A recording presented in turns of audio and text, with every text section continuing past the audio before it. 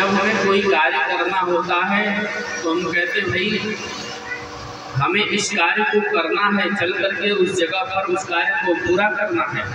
तो क्या ये आपके मन में एक संकल्प आ गया। इसी प्रकार इसी भाव से 108 कथा कराने का जो संकल्प है आपका,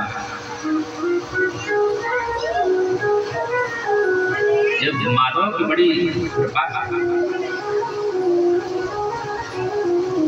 और 108 क्या, हम तो परमात्मा से यही प्रार्थना करेंगे कि 108 से बढ़कर के 1008 हो जाए, वैसे सामर्थ्यवान होगा। जन जन तक जोड़ने का कार्य हमारे सनातन को एकत्रित करने के लिए और सनातन को जागृत करने का काम आपके द्वारा होगा।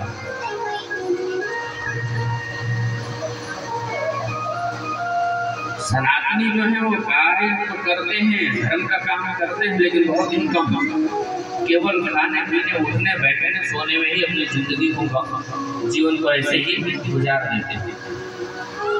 लेकिन जीवन किस लिए मिला है, इसका भी चिंतन बहुत जरूरी है। और आज आदमी परेशान क्यों है? परेशान इसीलिए क्योंकि मनुष्य के अंदर चिंतन रह ही नहीं गया। बिल्कुल चिंता करता है, चिंता क्यों करता है, लेकिन चिंतन नहीं करता। तो भाई जब चिंता करेगा तो परेशानियां बढ़ेगी, डिप्रेशन होगा, भाई ये कार्य नहीं हुआ, वो नहीं हुआ, अनेकों प्रकार के। तो परेशान क्यों होगा? परेशान जब होता है व्यक्ति तो उसके लिए परम शांति की जरूरत पड़ती है। और वो शांति हमें कैसे प्राप्त होगी? जब तक हम बुद्ध भावन भोलेनाथ के चरणों में हम अपना मन को लगाएंगे नहीं, तब तक हमारा मन एकाग्र होने वाला नहीं। चिंतन बहुत जरूरी है, चिंतन अवश्य करें परमात्मा के प्रति, न कि सांसारिक चीजों में आप चिंतन करें। चिंतन परमात्मा में होता है और चिंता सांसारिक चीजों को लेकर। उसके लिए हमें क्या करना होगा? जितासनो जितश्वासो, भागवत जी में लिखा है जितासनो जितश्वासो जितसंगो जितेन्द्रिय। क्या करना होगा? पहले जितासनो, पहले आपको आसन को जीतना पड़ेगा। हमारी बैठने की कैपेसिटी कितनी है? 5 मिनट, 10 मिनट, भाई ज्यादा नहीं है आपको, तो कल से प्रारंभ कर दीजिए, अभी से प्रारंभ कर दीजिए। 5 मिनट बैठने की आपकी कैपेसिटी है, पूजन करने की भगवान के। आसन लगाइए, आसन को पवित्र करिए, आसन को पवित्र करके आसन पर बैठ जाइए और गोविंद से प्रार्थना करिए कि अब आपके हम हवाले हो। भाई आसन पर बैठे 5 मिनट, फिर कभी पैर दर्द होने और ठीक उठ गए, कल से 2 मिनट और बढ़ा दिए, फिर अगले दिन से 2 मिनट, 10 मिनट हुआ, 10 मिनट से 20 मिनट करते करते आपके आसन पर एक विजय प्राप्त होनी चाहिए। आसन जिता आसनो, आसन पर जीत पाओ, जितासनो। फिर जित श्वासो, फिर आपको क्या करना होगा? जित श्वासो, अपने श्वासों पर विजय प्राप्त करना होगा। कैसे? प्राणायाम, अनुलोम विलोम, सांसों पर विजय पाओ। जितासनो जित श्वासो जित संगो। फिर संग आपका कैसा है ये आप पर निर्भर करता है। अच्छा संगत करेंगे, अच्छा ज्ञान मिलेगा, अच्छा संस्कार मिलेगा। जित संगो, संग अच्छा करो। जहाँ कहाँ कहीं कथा चल रही हो, कथा के मध्य जाकर के बैठो, कथा श्रवण करो। कहीं भजन कीर्तन हो रहा है, वहाँ जाकर के बैठो। कोई धार्मिक यात्रा करने जा रहा है, कोई इच्छा हुआ उसके साथ चले जाइए। ये आपका संग हुआ। माता पिता को प्रणाम करो, बड़ों को प्रणाम करो, ये संस्कार है आपका। ये तो संग हो जितेंद्रिय। अपने इंद्रियों पर विजय पाओ। इंद्रियों पर कैसे विजय पाना है? ये जो हमारी जिह्वा होती है, ये भी एक इंद्रिय है। जब हम बैठते हैं भोजन करने के लिए, न इच्छा होते हुए भी एक रोटी और ज्यादा बढ़ा करके खा लेते हैं, तो क्या ये इंद्रियों को विजय पाना नहीं होता है? जो मिल गया ठीक है, उतने में संतुष्ट रखिए।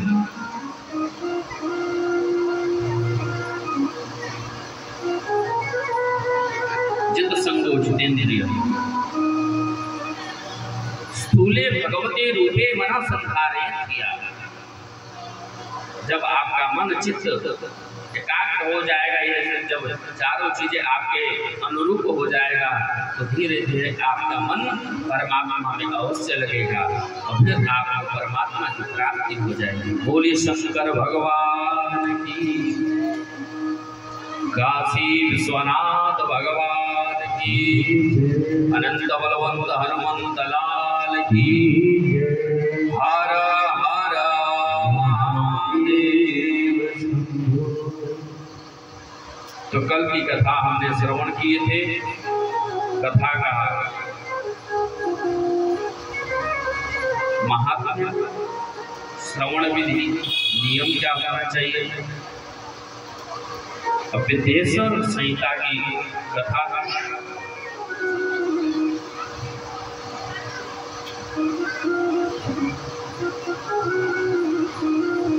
व्यास जी कहते हैं, धर्म क्षेत्रे महाक्षेत्रे गंगा कालिंदी संगमे प्रयागे परमे पुण्यम ब्रह्मन् लोकस्य वर्त्मनि।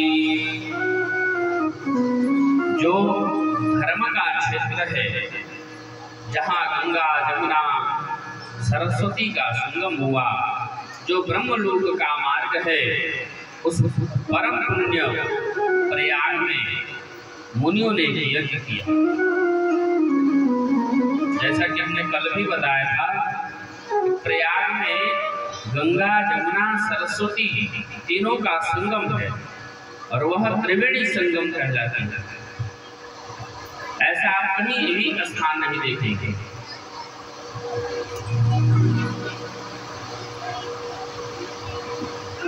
सोनक जी महाराज कह रहे हैं, हे सर्वज्ञ रोमहर्षण जी, आप पुराणों के ज्ञाता हैं।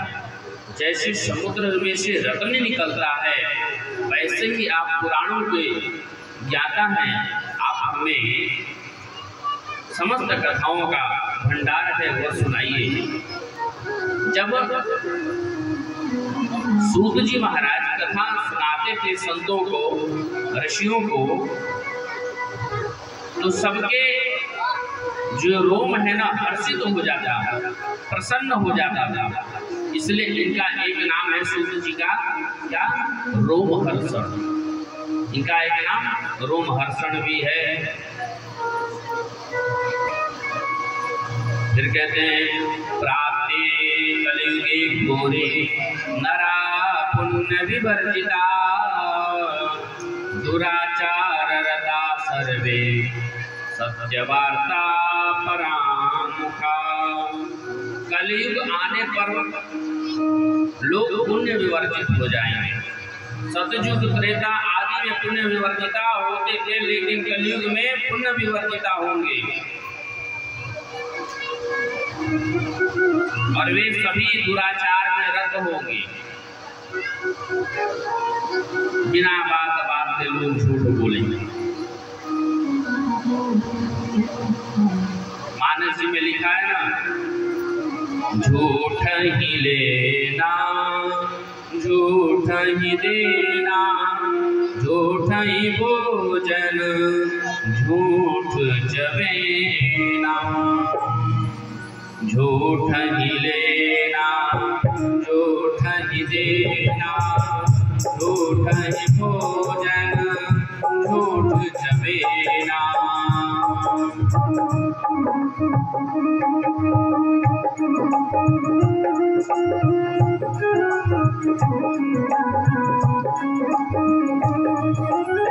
श्री राम जय राम जय जय राम, श्री राम जय राम जय जय राम, श्री राम जय राम जय जय राम, श्री राम जय राम जय राम,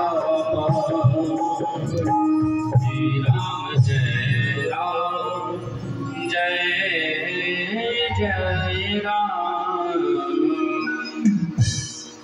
कहते हैं कि ब्राह्मण लोभी हो जाएंगे और वेद विक्रय वाले हो जाएंगे, वेदों को बेचने लगेंगे, कहीं पूजा पाठ कराने जाएंगे, कहीं भी कुछ अच्छा कार्य करेंगे तो जुबान खोल करके मांगने लगेंगे, भैया इतना तो दक्षिणा।